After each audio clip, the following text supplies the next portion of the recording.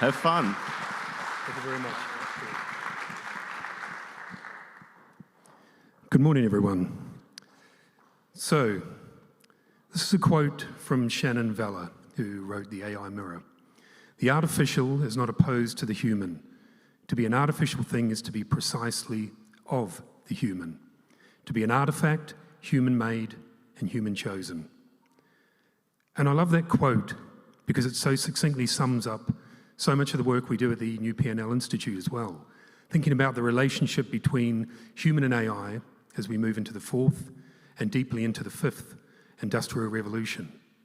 Because there's absolutely no doubt that AI will dramatically transform our culture, our sense of belonging, our community, and our leadership. It'll dramatically change it, but it won't replace it unless we end up in a very dystopian future. So our challenge as business leaders and owners and entrepreneurs and employees is to figure out how we align humanity, human, and machine over the next 2 decades. How we ensure they work synergistically together to enhance human potential and maximize it in work and in our society and personal lives as well. And we need to do this because I fundamentally believe that there is no successful digital transformation without cultural transformation. The technology can be as incredible as it is, AI or otherwise, but if we can't bring people in an organization with us, if we can't empower them through it, if we can't allay their fears, which everyone has in any digital transformation, then they won't be with us and they won't maximize the potential of their technology. But in order to do that, we need to ensure we have visionary leadership to empower those people, to drive the culture forward, to model what it looks like to be a modern leader and a modern employee in that synergistic relationship between human and machine. So there is no digital without culture, and there is no cultural without leadership. And I think this is critical now more than ever, because we face some seismic challenges in business and in society today. We're obviously talking about AI and automation over the next 2 days. It's one of those challenges, one of those many opportunities as well, but there are huge challenges for the way we culturally adapt to that in business. But there's also the environmental crisis, this huge COVID debt coming out of that period, and that inhibits people, companies, to make courageous decisions, investment decisions, and innovate in the way they would like to. There's a mass exodus of those, particularly in the Western world, over 50, withdrawing from the labour force and taking with them that experience, that wisdom, and that knowledge that they possess. There is the challenges of hybrid working, how we enhance productivity in that environment, and many, many others besides. And although we've always had challenges in business, I think when you look at the size, the scope, the speed, and the multiplicity of those challenges, they both feel bigger, and in many instances they actually are bigger.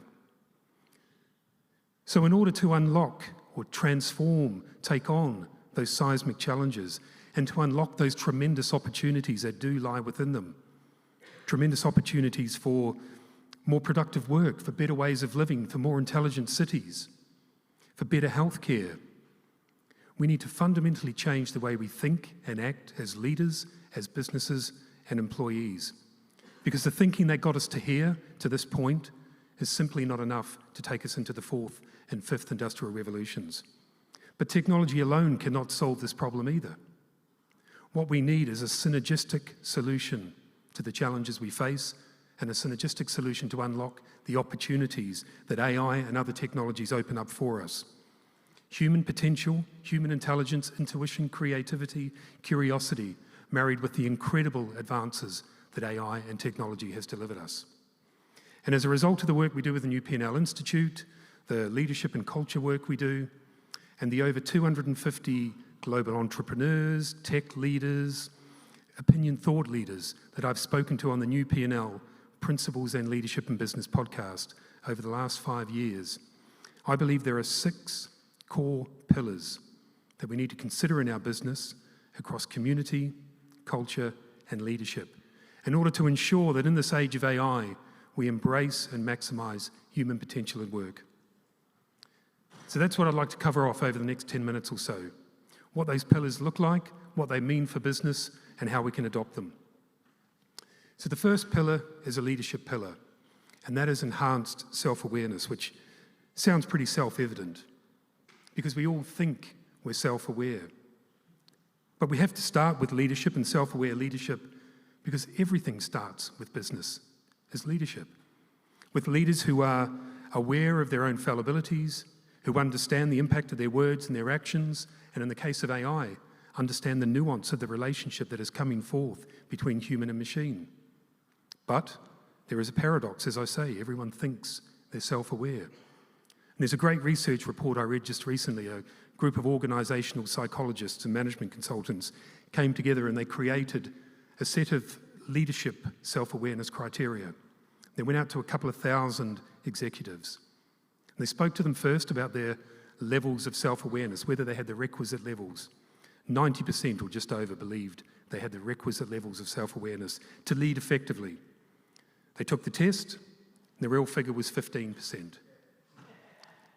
Now, even if we give it some artistic license, even if we say it's only one report, although there are many other reports that would suggest similar, even if we suggest it's 30%, maybe we give it a little bit of length, it still demonstrates the huge gap between where we think we are as leaders and where we actually are. And that's the gulf that we need to fill.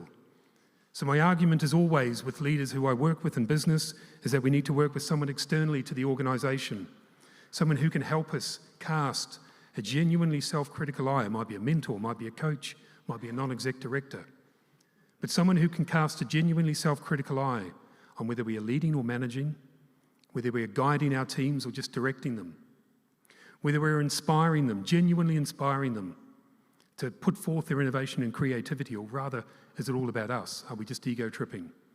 Whether the decisions we are making within our business, investment, innovation, otherwise, are courageous or foolish. There's often a very fine line between the two. Whether we are motivating our teams to drive forward, or whether we're just demanding of them.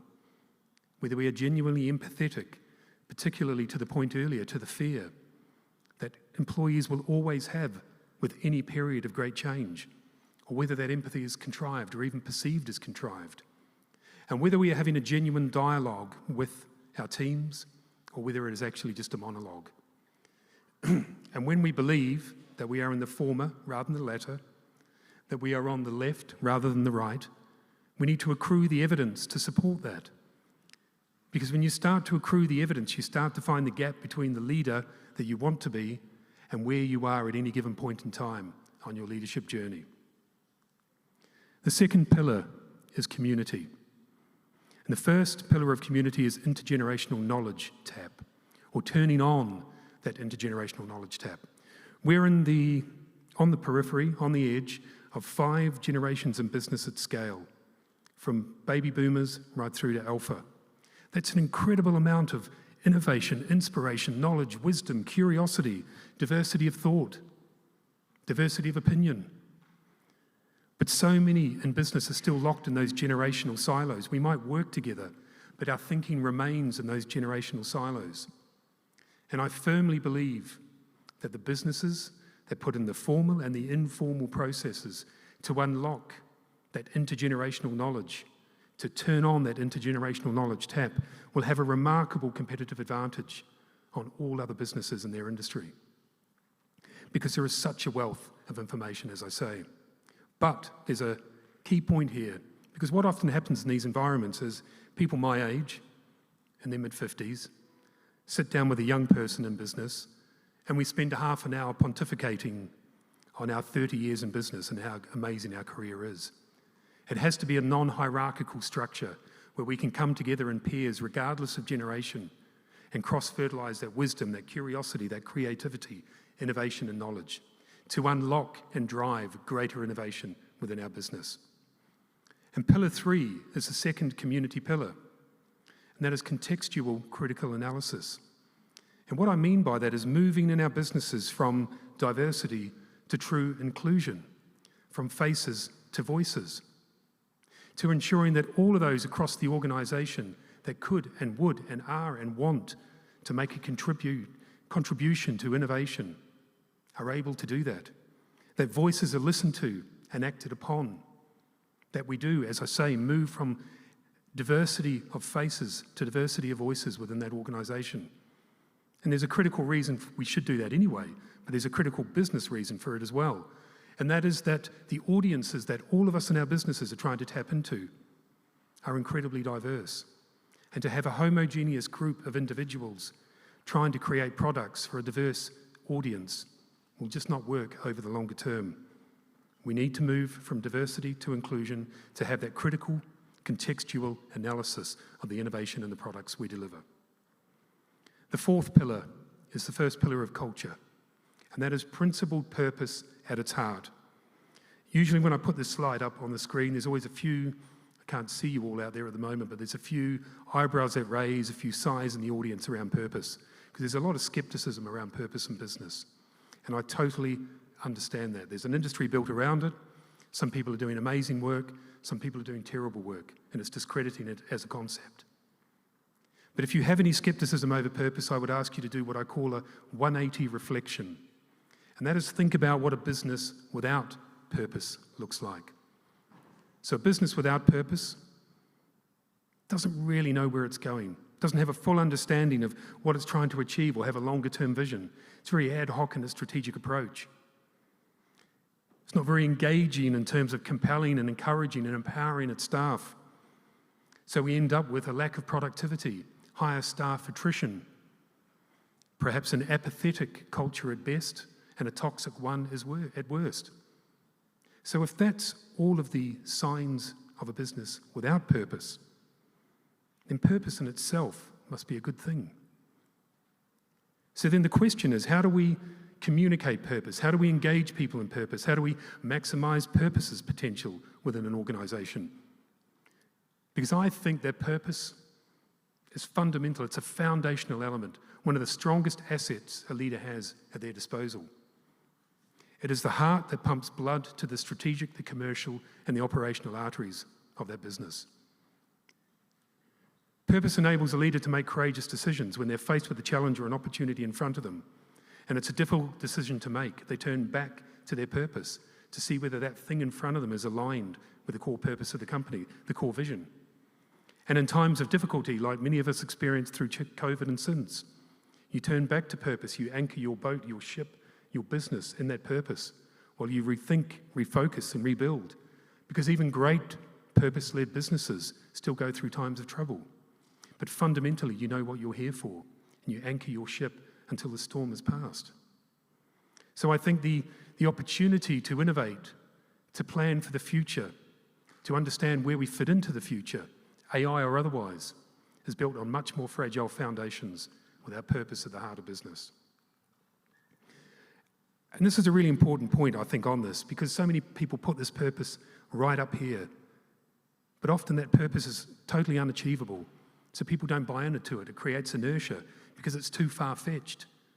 So my argument always in the workshops I do with the clients I work with, it's not the shade of perfection we are looking for, it's the integrity of the intention. How committed you are as a leader, as an organisation, to that core purpose. How you take it off the wall, off that vinyl printed on the wall behind reception in the boardroom, and into the minds and the hearts of all of those across your business.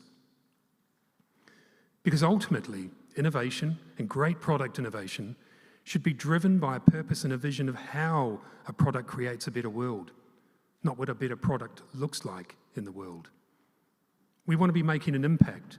We want to be doing something powerful to leave something behind. It's not what a better product looks like, it's how it changes the world. And we can find that and we answer that by having a clear purpose in business. Pillar 5 is the second culture pillar, and that is total commitment to curiosity. There's an irony in AI, I think, in the age of AI, that if we outsource all of the process, let's say generative AI, for example, we outsource all of the process, and we start to lose a little bit of ourselves in that process. Because we start to lose our curiosity to be able to think and drive and create for ourselves. And I did a rehearsal with this presentation a couple of weeks back with my son. And he was talking after I gave this slide, and he said, the way I saw it was curiosity was the seed, creativity was the plant, and innovation was the flower. So if we don't utilize our natural, wonderful sense of curiosity, then we don't get to grow the plant and we don't see the flower of innovation. And the unique thing about curiosity is, in all of our businesses here, your employees at any given point in time, they are the unique selling point for your business. Because that unique collection of individuals and the way they think and their creativity and their curiosity and their approach to innovation, no one else can replicate, because no one else has that collection of individuals in their business. So we need to, again, find ways to formalize and informalize the creative and the curious processes in our work to ensure that in this embrace and this walk towards AI, the age of AI, we don't lose a little bit of ourselves in the process. And it's not just me that thinks this. If you look at the World Economic Forum, Future of Jobs report, a whole plethora of reports out there, they all talk about creative thinking, analytical thinking, critical thinking, being 3 of the top 5 assets that employers want from employees. So in this age of AI, in this age of radical and rapid digital transformation, actually the need for us to look inside, to seek our curiosity more than ever before, is more critical than ever before. Because the ability to determine the future of innovation relies on the levels of curiosity needed to imagine it. We can't create a product we can't imagine. We can't walk towards a future we can't see. If we can't pique our curiosity, hang on to that curiosity, use our imagination, we can't innovate and we can't walk forward into the future confidently. Pillar 6 is the second leadership pillar. A legacy versus a legend. What do I mean by that? There are 2 types of businesses. There are one-dimensional legend businesses, and there are businesses built on a powerful legacy. A one-dimensional legend business is largely 2 or 3 people at the top with a supporting cast of 10 or hundreds or thousands of people. And what they're trying to create is their own legend, and everyone else in that organisation is just supporting that legendary approach. A powerful legacy approach, however, is when a leader puts their own self-interest second and creates a vision that people can coalesce around, that feel empowered by, that understand their role and the impact that they're trying to make, that takes a purposeful approach to business. I'm from Aotearoa, New Zealand, and I have some Māori heritage from my mother's side of the family. And in Māori culture, there is a term called whakapapa. And what that means essentially is the lineage or the heritage of the tribe. And as the description goes, when you were born into that tribe, when you add to the whakapapa, to the heritage, and when it is your turn, when the sun shines on you, as it is described, it is your responsibility to leave that tribe in a better place than you found it. So the next generation that comes after sees the tribe, the heritage, the whakapapa going and growing. And you turn back to your ancestors, to your tupuna, as the term is in Māori, for guidance and for your heritage. But you take on the responsibility to leave the tribe in a better place than you found it. And it's exactly the same principle in business. What are we doing to create a powerful, impactful legacy within our businesses?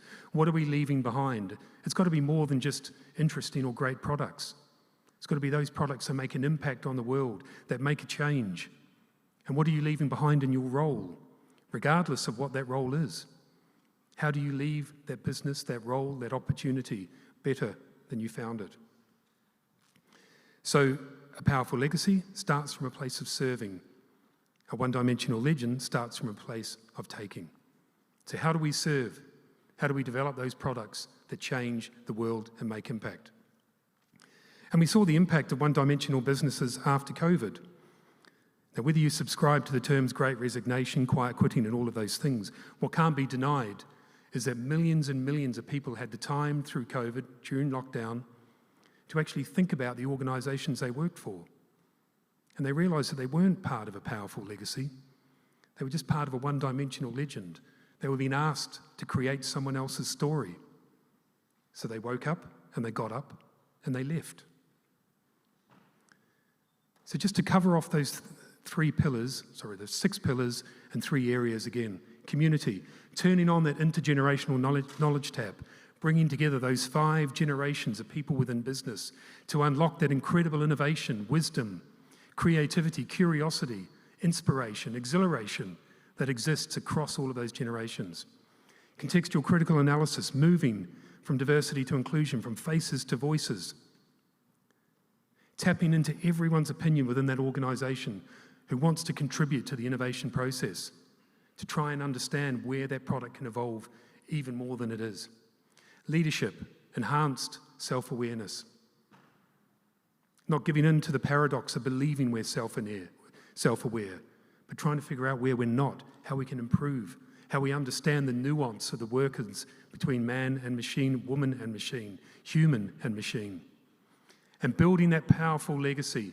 What are we leaving behind in our organisations? How are we making it a better place than when we arrived? And then culture, principled purpose at its heart. Taking that vision, those values, that purpose off the wall and into the hearts and minds of your organisation. What does that look like at 10:30 on a Tuesday morning? How do we ensure that people are purpose-driven and feel empowered by it within our organisations? And then back to the commitment to curiosity. How do we ensure that in all of this transformation, this digital transformation, we don't lose the essence of who we are? And it's this that I just want to end with, because I want to tap into this just a little bit more. AI has come about because of the incredible creativity and curiosity and innovation of thousands and thousands of people right around the world over decades and decades. So it would be bitterly ironic, or ironic, as I say there, if all of that curiosity, all of that creativity and innovation was then used to distort, diminish, or dilute it, simply because we didn't act with intention when it came to ensuring that we maintain our level of personal curiosity. Because the future of innovation relies on that curiosity. To go back to my point, if we lose our curiosity, we lose our creativity, we lose ultimately our ability to innovate. So this wonderful evolution of technology that we have in front of us, and it's going to be an incredible ride over the next 2 decades, but this wonderful evolution of technology needs a revolution in our own consciousness and the way we relate to technology, the way we utilise technology, the way we engage it, the way we employ it, the way we develop it. We have to be more conscious of our engagement, because the rules that have negotiated the relationship between AI and human have changed, and they've changed dramatically. So I want to leave you with this final thought. There's an American musician, Frank Zappa, who was very famous in the 60s and 70s. Some of you may have heard of him, probably most not. But he was a really experimental musician, incredible musician, and he was renowned for never playing the same guitar solo twice. So in the middle of a song, rock song, whatever it is, you've got a guitar solo, usually it's note for note. He never played the same guitar solo twice. And I was watching an interview with him, and the interviewer said, "Why do you never play the same guitar solo twice?" And he said, "It's a game where you have a piece of time and you get to decorate it." And I thought in that moment, what a wonderful metaphor for life that is. It's a game where we all get a piece of time and we get to decorate it. So what I would invite you to do, humbly, over the next 2 days of the conference, is think about this. We all have a piece of time in our lives, in our businesses, in our approach to innovation. Are we going to engage curiosity to decorate it, or simply allow an algorithm to decorate it for us? Thank you very much for your time.